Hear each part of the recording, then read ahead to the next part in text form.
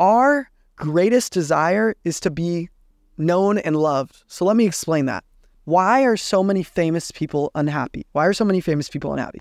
So many famous people are unhappy is because they are completely loved but unknown. What does that mean? That means that they've projected a version of themselves on the internet, and so many people come to love this version of themselves on the internet that they have become loved, but they don't feel loved because it's not the real them. So it's like, I might go on the internet and talk.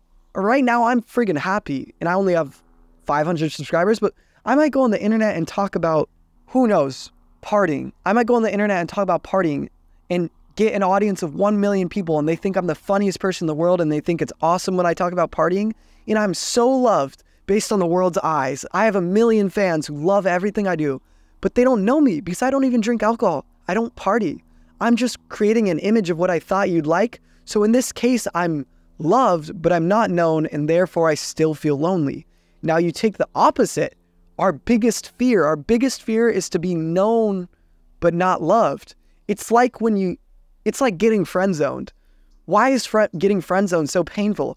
Because you've become friends with some girl, in my case, you've become friends with some girl for so much time, and you feel that they truly know you, and that being known by them, you want their love, and then they choose not to give it to you.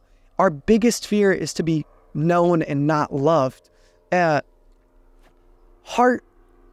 is heartbreak so talked about in every song, in every movie, in every place? Is because the greatest pain, our greatest fear is to be known and not loved.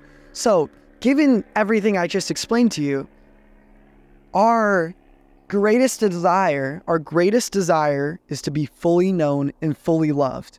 And where can you achieve this? I'll tell you right now, there's none other than Jesus Christ, my Lord and Savior. Oh, that's such a bar. I just dropped it on you. I don't know if you all were expecting that. Even in the circumstance of like what I just said, with the romantic example, to be known but not loved, let's take the positive side of that. Let's take the love songs that work out. Let's take the successful marriages when you're fully known and you're loved for something. The two most common places people get their identity from is 1, their career, and 2, their romantic partner. I'll explain why I think these things are bad, but why can people go their whole life getting their identity from these two things? Because you can get a level of what I've just described from these two things. So if you find a romantic partner that knows you deeply, probably knows you better than anyone else on earth, and that romantic partner loves you, then that's the greatest feeling in the world. That's why all those happy love songs, that's why all those happy movies, to be known by someone. But I'll tell you, even in that circumstance, it's a bad place to put your identity in because 1, it's a ticking time bomb. No relationship is perfect forever. All relationships go up and down. So if you put your identity in a relationship, you're just waiting for it to go down. But whatever, let's ignore that. Even in that case, that girl can't fully know you because she can't read your thoughts like God can. So yes, that girl can know you better than anyone on earth, but there are still things where you have a dark thought. Maybe you go to the gym and you see some other attractive girl and you have a lustful thought about that other girl. You're not going to come home to your wife and be like, wife, I saw this super attractive girl at the gym and I thought about cheating on you for 5 seconds. That might be a normal thought, but it might be a normal intrusive thought, but you're not going to share it with her. And there is really no point in sharing it with her. Why would you share it with her? But that's what I mean, that even in that circumstance where your wife, who knows you better than anyone on earth and loves you, even she can't fully know you, and she also can't fully love you. Fully love is unconditional. That means that regardless of what I do, you love me the same. Now, let's take that gym example. Let's say I actually do cheat on my wife. Is my wife's love for me going to be exactly the same if I cheated on her? No. So therefore, my wife, 1, can't fully know me, and 2, can't fully love me. It can get to a close version. The closest thing that we can experience on earth to God's love is that romantic love. That is why Jesus constantly refers to himself as our groom. We are his bride. He's not using that metaphor because he wants to marry all of us individually. He's using that metaphor because the greatest love on earth between the bride and groom is the best comparison he can make for himself and us. Although his love is greater for us because, one, he fully knows us. He knows every sinful thought we will ever have. He knows every bad thought we will ever have. And yet he still chooses to love us. He chooses to love us when we turn away from him. When we sin, we're doing the example. We're cheating on our partner. Just like you might go cheat on your wife. That is what you do when you sin. You're cheating on God. Yet he still loves you. To be fully known, to be fully loved. Our greatest desire, you can only get it from God. That is Jesus Christ. Now, I also want to just explain this in terms of career because I think that's an interesting way to tie the knot on everything I'm explaining, which is, I gave the example earlier of projecting a fake personality online and then getting praise for your fake personality. People can project the real version of themselves. I'd like to tell you guys that I'm projecting the real version of myself right now. I really feel that I'm doing that. And I also believe that I'm going to have a bunch of fans one day. But if this was my identity, I could project the real version of me online and I could get a huge following of fans that really love me for projecting the real version of me. But again, it goes back to that example. Do my fans really know me?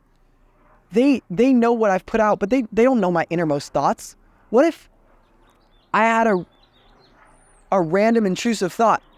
We'll use the same one. What if I had a random intrusive thought about cheating on my wife? I'm probably not going to go share that with my audience. Why would I? It makes no sense. I don't need to.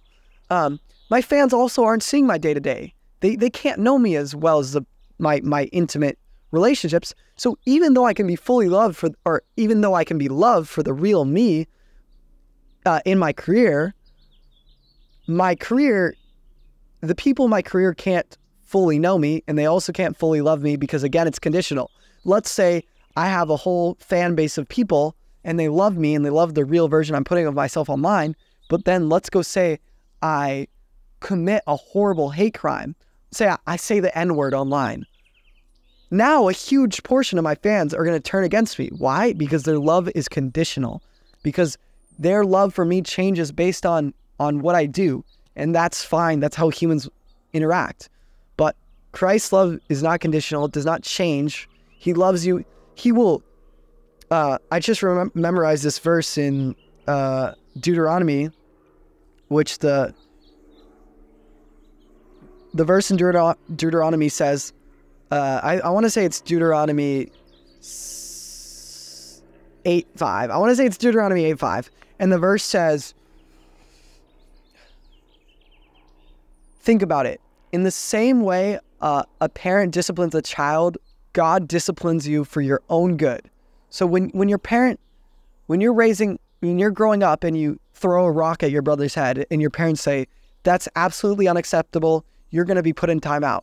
And you might not even understand. Let's take a scenario that's even less understandable. Let's say you're Halloween.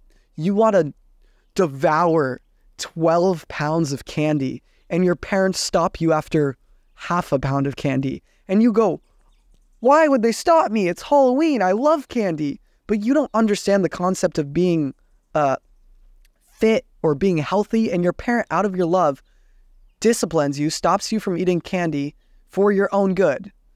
God does the same thing. He will discipline us for our own good. So if I were to go spew hate crimes and start saying the N-word online, God will discipline me for it, but his love for me does not change. Whereas my audience, their love for me changes. They're going to start going around saying I'm a horrible person. They're going to start going around slandering my name. They're not going to think positively. They're not going to have love for me because their love is conditional. God's love is unconditional, yet he still punishes us. Deuteronomy 8:5, in the same way a parent disciplines a child, the Lord your God disciplines you for your own good. I love that.